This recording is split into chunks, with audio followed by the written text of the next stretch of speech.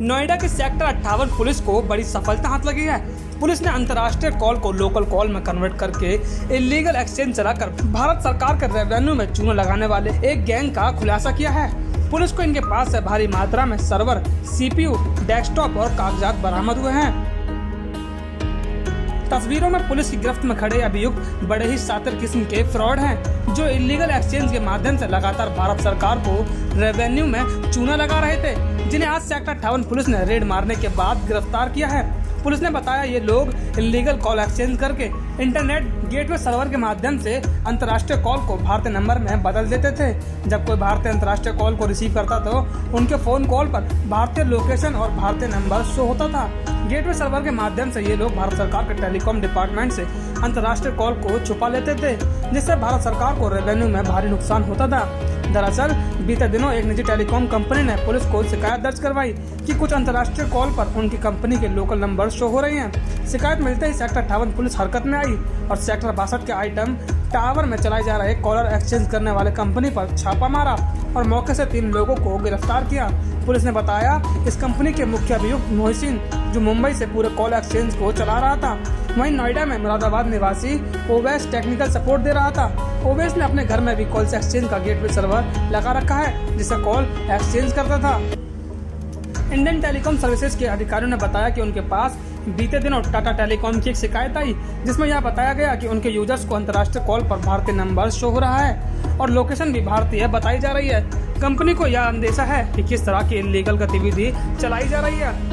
Indian telecom service को सूचना मिलते ही टाटा टेलीकॉम के साथ सेक्टर 58 पुलिस को पूरे मामले की शिकायत दर्ज कराई।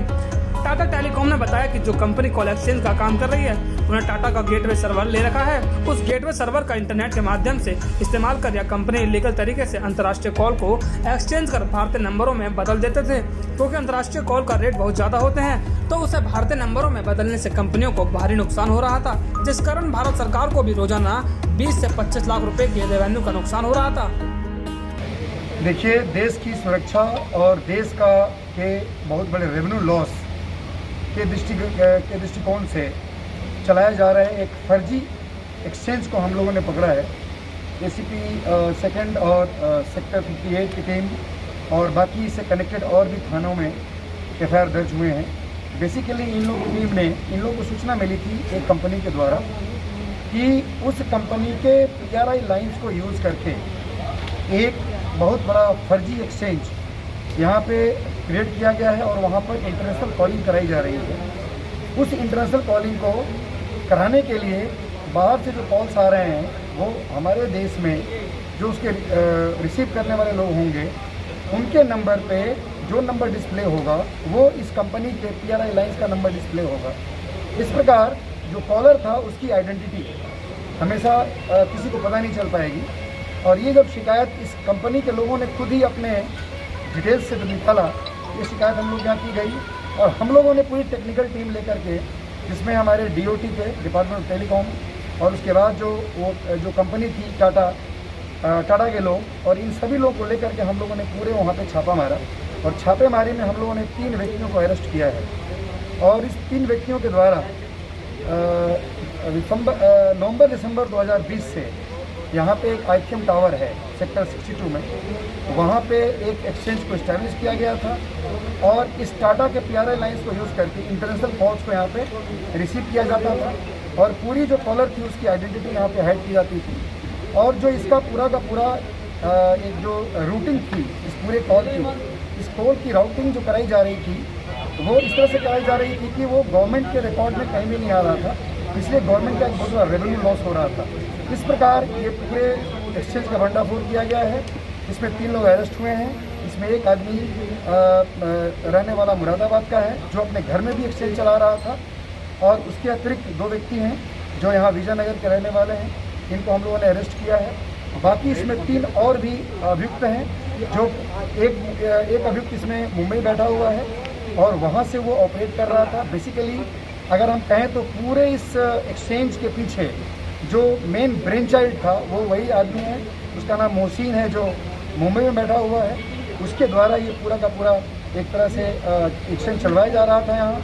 और यहाँ पे जो ये लड़का ओवैस है, जो मुरादाबाद का रहने वाला है, ये इसको यहाँ पर टेक्निकल सपोर्ट दे रहा था, और साथ ही साथ 2-3 लोग और भी हैं जो इस पूरे इन्वॉल्व हैं। इसमें एक सिमिलर तरह का एक्सचेंज सेक्टर 63 में चलाया जा रहा था, जिसके लिए अलग एक एफआईआर दर्ज की गई है। और जो ये उवैस मुरादाबाद का निवासी है, इसके घर पर भी एक एक्सचेंज चलाया जा रहा था। उसके संबंध में भी वहाँ जो लोकल थाना है वहाँ पे अभियोग पंजीकृत करके कार्रवाई की जा रही है। तो इस प्रकार ये एक फर्जी और इलीगल एक्सचेंज का एक बहुत बड़ा नेटवर्क चलाया जा रहा था। अभी हम लोग आईबी की टीम से भी रिक्वेस्ट किए हैं, आईबी की टीम भी आई है, और हम लोग इसमें इंटरनेशनल कनेक्शंस पता करने जा रहे हैं कि इसका और भी कहीं कोई लिंकेज तो नहीं है। जो फॉरेन आईपी है, आईपी एड्रेस है, उसका पता करा जा रहा है, और ये देखने का प्रयास किया जा रहा है कि उस आईपी एड्रेस से और भी इस तरह के एक्सचेंज हमारे देश में और कहीं चलाए जा रहे हैं। और इस प्रकार हम लोगों ने इस गैंग को बस्ट किया है। बाकी से कनेक्टेड जितने लोग हैं उन लोगों को हम पकड़ेंगे। इस पूरे जो स्कीम के द्वारा जो चीज़ यूज़ की जा रही थी, उसमें भारी मात्रा में यूपीएस है, जिसकी संख्या लगभग मुझे लगता है कि 4-5 यूपीएस हैं, 5-6 लैपटॉप हैं, 84 सीपीयूज़ हैं, और भारी मात्रा में अन्य चीज़ें उसमें बरामद हुई हैं। एक कार ये लोग यूज़ कर रहे थे इस पूरे अपने इस काम को करने के लिए, वो कार आइटम भी बरामद की गई है। इनके पास हम लोगों ने 7 एटीएम कार्ड बरामद किए हैं, और उसमें से 5 अकाउंट्स का पता चला है, जिसमें लगभग 20-22 लाख रुपया अभी भी इनके पास है। इसमें जो ये उवैस अभियुक्त है, इसके पास यहीं पर 1 करोड़ की संपत्ति का पता चला है। इसने जो जिसमें दुकान ये इनका चल रहा था, जिसमें एक्सचेंज चला रहे थे, ये भी ऑफिस स्पेस इसने लगभग 50 लाख रुपये में खरीदा था। इस प्रकार से ये आदमी टेक्निकली इसको थोड़ा सा एक्सपोजर था, और उसको मिसयूज़ करते हुए उसने इतनी सारी संपत्ति बनाई और ये ऑफिस चलाया, और इस प्रकार हमारे देश की सिक्योरिटी को बहुत बड़ा थ्रेट था ये, और गवर्नमेंट का रेवेन्यू का बहुत बड़ा लॉस हो रहा था, जिसको हम लोगों ने इस पूरे गैंग को बस्ट किया है। और बाकी इसमें जो साक्ष्य हैं उसको हम लोग इकट्ठा कर रहे हैं। अन्य लोग जुड़े हैं, उनके बारे में पता किया जा रहा है। अन्य एजेंसीज़ को भी हम लोग संबंधित एजेंसीज़ को इन्वाइट किया है, वो लोग भी पूछताछ कर रहे हैं, और इसमें अग्रिम मैदानी कार्रवाई की जा रही है। सर, लगभग कितने समय से यहाँ पे संचालित था, और अभी तक क्या जो नेटवर्क जो है? ये अभियुक्त है उवैस, ये बेसिकली MSc IT है, और ये पहले किसी यूएस कंपनी में, यूएस की MNC में काम करता था। वहाँ से कॉलिंग सॉफ्टवेयर को यूज़ करने का काम उसने वहाँ किया, और उसका एक्सपोजर वहाँ मिला। उसको लेकर के यहाँ पे 2017 से ये यहाँ पे एक जगह पे अपना स्पेस लेकर के किराए पर ये चला रहा था।